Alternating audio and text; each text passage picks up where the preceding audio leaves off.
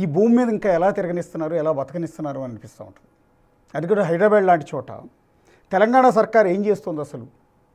ఇంతలా జనాల్ని పట్టి పీడిస్తున్న ఈ భూ కబ్జాకోరిని పోలీసులు ఏమీ చేయలేకపోతున్నారు అని మీకు అనిపిస్తుంది. ఎస్, అతని పేరే సునీల్ అహూజా. సునీల్ అహూజా ఫైనాన్షియర్ ముసుగులో తిరుగుతున్న ఒక భూ బకాసురు, నిరుపేదల రక్తం దాగే ఆర్థిక ఉగ్రవాది. అహూజా ఫైనాన్స్ పేరుతో అమాయక ప్రజల ఆస్తులను కాజేస్తూ సమాజానికి ఒక చీడ పురుగులా మారిన సునీల్ కుమార్ అహూజా అరాచకాలని ఈరోజు మనం చీల్చి చెండాడబోతున్నాం. ఫైనాన్స్ వ్యాపారమా, దౌర్జన్య కాండన? అహూజా, నీది ఫైనాన్స్ వ్యాపారమా లేక ఫ్యాక్షనిజమా? అవసరంలో ఉన్నవాడికి పైసలు ఇచ్చి వాడి కష్టార్జితమైన ఆస్తులను గుంజుకోవటం ఏ రకమైన ధర్మం? ఇచ్చిన దానికి రెట్టింపు వసూలు చేసిన ఇంకా కక్కుర్తి తీరలేదా? నువ్వు రాసుకుంటున్నవి కేవలం ఆస్తులు కాదు, సామాన్యుడి ప్రాణాలు. ఇతగాడిది కబ్జాల పర్వం, ఫోర్జరీల దందా. ఒకటా రెండా, 100 కోట్లు. అక్కడెక్కడో మోకిలా నుంచి ఇక్కడెక్కడో జూబ్లీ హిల్స్ దాకా ఇతగాడి పాపపు నీడ సోకని చోటంటూ లేదు. డాక్యుమెంట్లు సృష్టిస్తాడు, సంతకాలు ఫోర్జరీ చేస్తాడు, గండబలంతో భూములను ఆక్రమిస్తాడు. ఇతని కబ్జా కోరల్లో చిక్కుకున్న బాధితుల ఆక్రమణలు ఎవ్వరికి వినపడట్లేదా? పోలీసులకి అసలు కనిపించట్లేదా? బెదిరింపులకు అడ్డా ఈ అహూజా అడ్డా. న్యాయం అడిగితే బెదిరిస్తాడు, అక్రమంగా కేసులు పెట్టిస్తాడు. పోలీసులు కళ్ళు గప్పి ఇంకెన్నాళ్ళు ఈ దందాలు సాగిస్తాడు. ఇలాంటి ఆర్థిక నేరగాళ్ళు చట్టం కళ్ళు కప్పగలరేమో కానీ జనం నుంచి మాత్రం తప్పించుకోలేదు. అయితే ఇక్కడ ఒకటి మనం మాట్లాడుకోవాలి. ఇతను భూ కబ్జా కోర అంటున్నారు, అరాచకవాద అంటూ ఉన్నారు, రక్తం దాగుతున్నాడు అంటున్నారు. మరి పోలీసులు ఏం చేస్తున్నారంటే, విచిత్రం ఏంటంటే పోలీసులు కూడా ఇతని చేతిలోనే ఉంటారు. ఒక విధంగా చెప్పాలంటే కాకీకి ఇతను ఒక పెద్ద దోస్తి. కాకీతో ఇతగాడు చేసినంత దోస్తి ఇంకెవరూ చేయలేరు. ఎందుకంటే డబ్బులు ఉంటాయి, జనాల దగ్గర బీక్కున్న లాక్కున్న ఆస్తులు ఉంటాయి, జనాల రక్తం తాగి సంపాదించిన 100 కోట్లు ఉంటాయి. సో ఆ డబ్బుతో ఎవరినైనా కొనేస్తాడు, ఎవరినైనా బెదిరిస్తాడు. ఇతనికి ఒక ప్రత్యేక రాజ్యాంగం ఉంటుంది, ప్రత్యేకమైన చట్టాలు ఉంటాయి. ఇప్పుడున్న కోర్టులు, పోలీస్ స్టేషన్లు అతను ఏమీ చేయలేవు. ఈ అహూజా అనేవాడు ఎంతటి అరాచకాలకు పాల్పడ్డాడు అంటే, హైదరాబాద్ చుట్టుపక్కల ఇతని చేయని నేరం లేదు, ఇతను కబ్జా చేయని స్థలం అంటూ లేదు, ఇతను ఆక్రమించుకొని ఇళ్ళంటూ లేవు.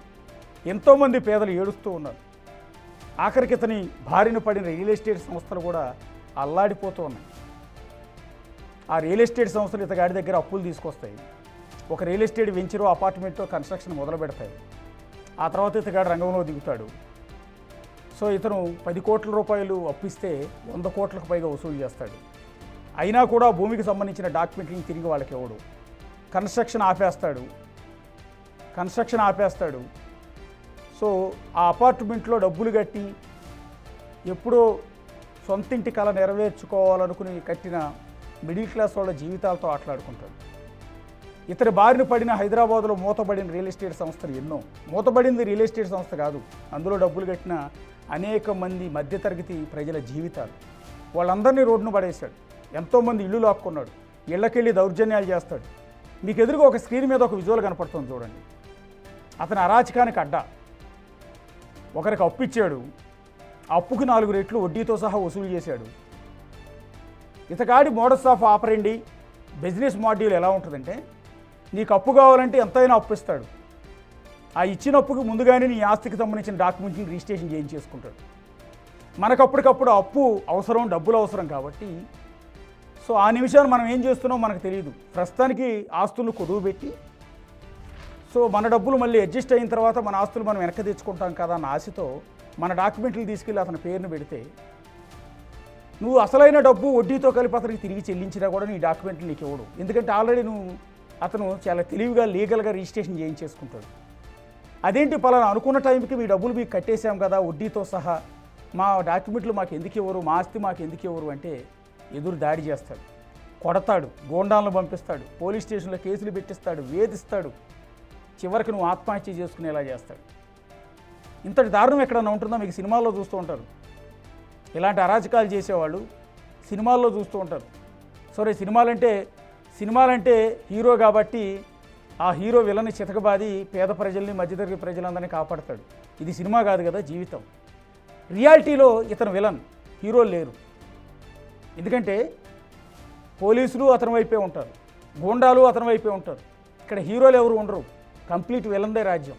సో ఆ విలనే ఈ సునీల్ కుమార్ అహూజా ది ఫైనాన్సర్. ఒక విధంగా చెప్పాలంటే సునీల్ కుమార్ అహూజా ఒక బ్లడ్ సక్కర్. ఇప్పుడు మీకు ఎదురుగా స్క్రీన్ మీద కనపడుతున్న ఒక వీడియో చూడండి. ఒకానొక బాధితుడు నాగార్జున సాగర్ రోడ్లో అతని ప్రాపర్టీస్ తాకట్టు పెట్టి కొంత లోన్ తీసుకున్నాడు. ఆ లోన్ కట్టేశాడు, వడ్డీ కట్టేశాడు. అయినా కూడా ఈ సునీల్ కుమార్ అహూజా అతని ఇంటికి వెళ్ళి డైనింగ్ టేబుల్ మీద కూర్చుని ఏ రకంగా బెదిరిస్తున్నాడు, ఏ రకంగా కొట్టడానికి వస్తున్నాడు చూడండి. ఇదంతా రికార్డెడ్ ఫుటేజ్. ఇప్పటి వరకు మనం ప్రస్తావించుకున్న రాక్షసుడు సునీల్ కుమార్ అహూజాని మీరు ఎదురుగా స్క్రీన్ మీద చూడవచ్చు. కింది నుంచి పై వరకు లాల్చీ పైజమా ధరించి ఎంతో పద్ధతిగా దైవభక్తుడిగా కనిపించే అహూజా చేసే అరాచకాలు అన్నీ ఇన్ని కాదు. ఇతను ఒక విధంగా ఫ్యాక్షనిస్ట్, ఒక బ్లడ్ సక్కర్. సో ఇది వన్ ఆఫ్ ది విక్టిమ్ గురించి మనం ఇక్కడ మాట్లాడుకుంటూ ఉన్నాం. ఇక్కడ ఈ సందర్భంగా మనం ఇంకో మాట మాట్లాడుకోవాలి. సుప్రీంకోర్టు రీసెంట్గా జహీరా షేక్ వర్సెస్ గుజరాత్ ప్రభుత్వానికి సంబంధించిన ఒక కేసులో ఒక కామెంట్ చేసింది. అదేంటంటే, investigation does not mean just collecting evidence, it means discovering the truth. మళ్ళీ చెప్తున్నాను, investigation does not mean just collecting evidence, it means discovering the truth. అంటే దర్యాప్తు అంటే సాక్ష్యాలను సేకరించడం మాత్రమే కాదు, నిజాన్ని వెలికితీయటం. జహీరా షేక్ వర్సెస్ గుజరాత్ ప్రభుత్వానికి సంబంధించిన ఒక కేసులో, అంటే బెస్ట్ బేకరీ కేసులో సుప్రీంకోర్టు పోలీసులకు చెప్పిన ఒక పాఠం ఇది. దాన్ని పాటిస్తున్నారంటే ఎవరూ పాటించట్లేదు. దర్యాప్తు అంటే అరెస్ట్ చేసేయటమే. అరెస్ట్ ఎవరిది? బాధితులను అరెస్ట్ చేయటం, అరాచకాలు చేసిన వాడిని కాదు. Investigation does not mean just collecting evidence. దర్యాప్తు అంటే సాక్ష్యాలను సేకరించడం మాత్రమే కాదు, it means discovering the truth. నిజాన్ని వెలికి తీయటమే అసలైన దర్యాప్తు అంటే. ఇది స్వయంగా సుప్రీంకోర్టు చెప్పిన మాట.